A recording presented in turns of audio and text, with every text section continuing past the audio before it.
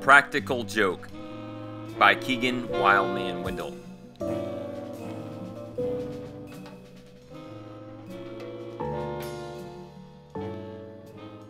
Sivan 1, May 31st, 5782, 2022, 7:24 p.m.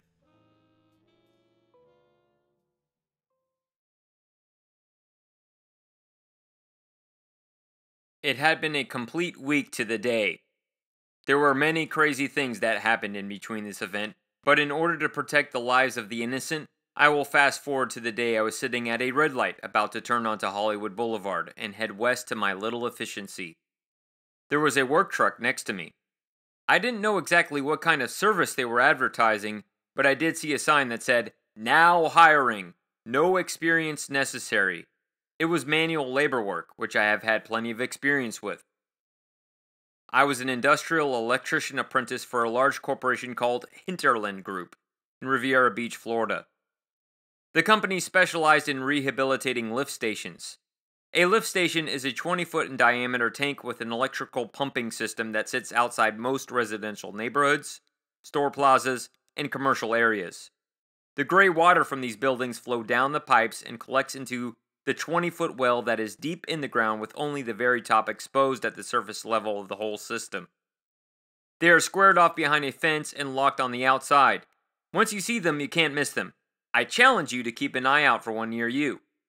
If you look through the square chain-linked fence, you will see an electric panel with a satellite and a solar panel. The lift station functions the same way a toilet bowl does. Our South Florida lift stations are a bit different than those up north. Once the water reaches a certain point, the water gets flushed for 1,000 miles or so through the sewer system and out along the coast of the Atlantic Ocean, where there are another set of sewer pipes riding along down the southeast coast of South Florida. 15 feet or so down, they finally go even further out from the coast of Florida due south to where the pipes go way deep to the ocean floor and deposit our fecal matter, piss, and whatever disgusting crap people love to flush down their bathrooms in public and in their private homes. My job as a part of the electrical division of Hinterland Group was to be the sidekick of the head electrician. Sometimes it would be a few of us working together with varying experience levels, and other times it would be just me and one head electrician. We would go out to a construction site, say within a gated community, and we would be there all day in the hot Florida sun, sweating like rotisserie chickens. On the job site, there would usually be the company pipe fitters doing the last few touch-ups on the freshly delivered and installed lift station well. Our division could work side by side with the pipe fitter crew with no issues except what music to play on the boombox. As I got more comfortable playing music there, I began to play all kinds of varieties of music.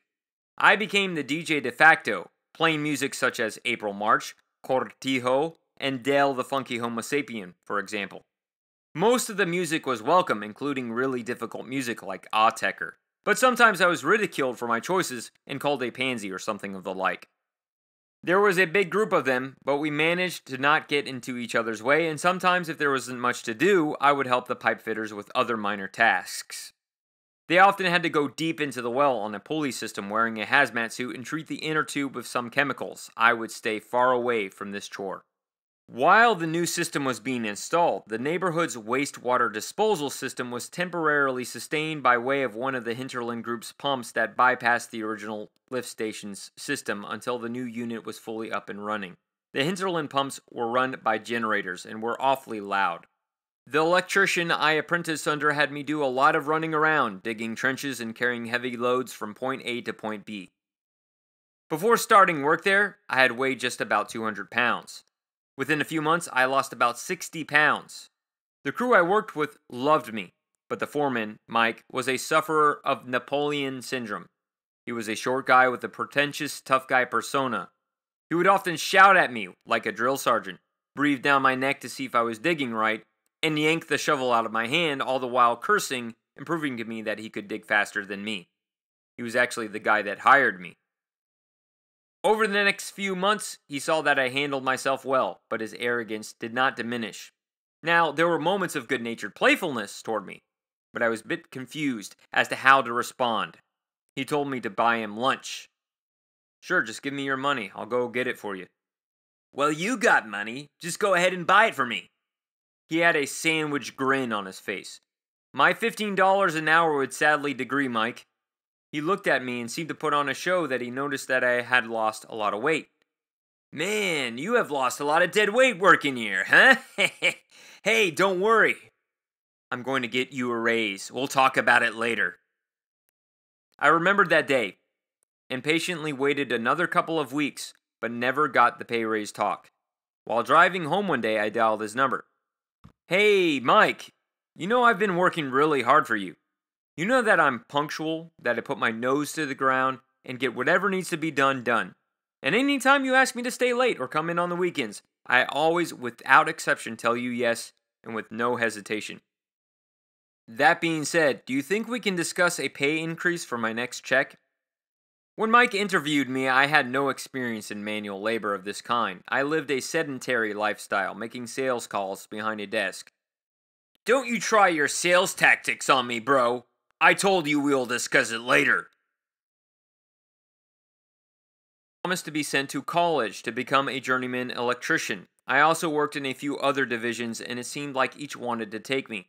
The pipeliners that worked in the warehouse, the pipe fitters that go out on the field, and perhaps the diesel mechanics as well. When the offers came in from different managers, I gleefully turned them down with much respect, humbly explaining that my goal was to become a journeyman electrician. And then one day the office lady told me that I needed to take a special training course, and it was something I was supposed to take within the probationary period, but when they had hired me, there was no time to have me do it, with the workload being so heavy until now. It was a safety training on the pulley and harness system that the pipe fitters used. At first I didn't think much about it. Hey, I'm getting paid and it's required, who cares? However, after I finished the course, the office lady told me to go out with the pipe fitter crew. This was puzzling. I asked her why. She said that I was going to need to learn from them because they were sending me out for a full week in Miami, where I would be staying in a motel and helping a new line of pipes to be installed at some hellhole intersection deep in the heart of Helltown, Miami, USA. So they wanted me to climb in these pipes, working with all kinds of blowtorches and power tools, broiling in a hazmat suit all day for why? Is this a permanent transition? I don't know.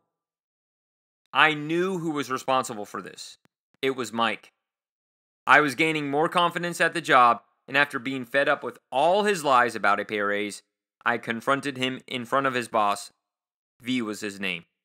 A 60-something, no-nonsense looking rail-thin Cuban. I woke up earlier than usual one day to ask V for a raise with a lot of moxie. I came extra early to ask politely for a raise and explain that it was promised to me by his foreman.